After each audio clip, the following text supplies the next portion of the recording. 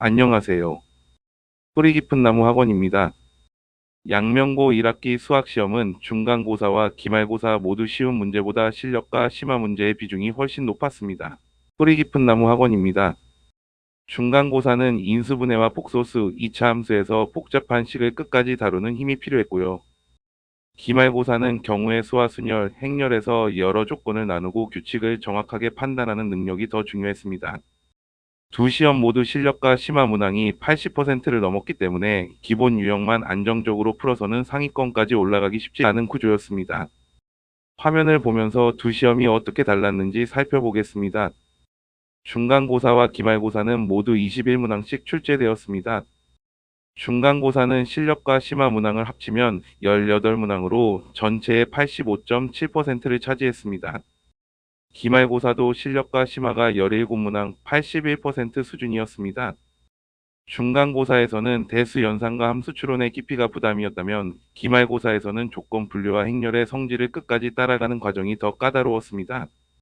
시험의 중심 단원은 달라졌지만 두 시험 모두 익숙한 공식 하나를 적용하고 바로 끝나는 문제보다는 여러 단계를 연결해서 해결해야 하는 문제가 많았습니다. 중간고사에서는 2차 함수가 6문항으로 가장 많이 출제됐고 폭소수와 2차 방정식도 각각 4문항씩 나왔습니다. 특히 눈에 띄는 건 심화 비중입니다. 전체 21문항 가운데 심화가 10문항으로 거의 절반이었고 인수분해는 3문항 전부가 심화였습니다. 2차 함수도 6문항 가운데 3문항이 심화였고요. 이런 문제들은 단순 계산보다 식을 어떤 형태로 바꿀지 주어진 조건을 어떻게 연결할지를 먼저 판단해야 했습니다. 폭소수에서도 성질을 이용한 추론이 필요했고 논술형 두 문항까지 포함되면서 풀이 과정을 정확하게 이어가는 능력도 중요했습니다. 중간고사는 계산을 많이 해본 학생보다 복잡한 식을 만나도 처음 방향을 정확하게 잡고 끝까지 정리할 수 있는 학생에게 더 유리했을 가능성이 높습니다. 기말고사에서는 경우의 수와 순열, 행렬이 각각 7문항씩 출제됐습니다. 두 단원만 합쳐도 전체 시험의 3분의 1을 차지합니다. 특히 행렬은 7문항 가운데 4문항이 심하였습니다. 기본적인 연산을 알고 있는 것에서 끝나지 않고 거듭 제곱이나 반복되는 성질에서 규칙을 찾아야 하는 문제가 부담을 높였습니다. 경우의 수와 순열에서는 가능한 상황을 정확하게 나누고 누락이나 중복이 없는지 끝까지 확인해야 했습니다. 여러 가지 방정식과 부등식에서도 조건에 맞는 범위를 판단하는 문제가 포함됐습니다. 중간고사가 복잡한 식을 깊게 밀고 가는 시험이었다면 기말고사는 여러 갈래의 조건을 빈틈없이 관리하는 시험에 가까웠습니다. 다음 시험을 준비할 때는 중간고사와 기말고사에서 요구했던 능력을 따로 훈련하는 것이 좋습니다.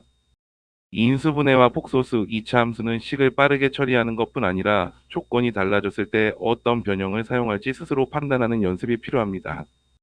특히 심화 문제에서는 풀이를 바로 확인하기보다 여러 식을 직접 만들어 보면서 가장 적절한 접근을 찾는 경험을 늘려야 합니다.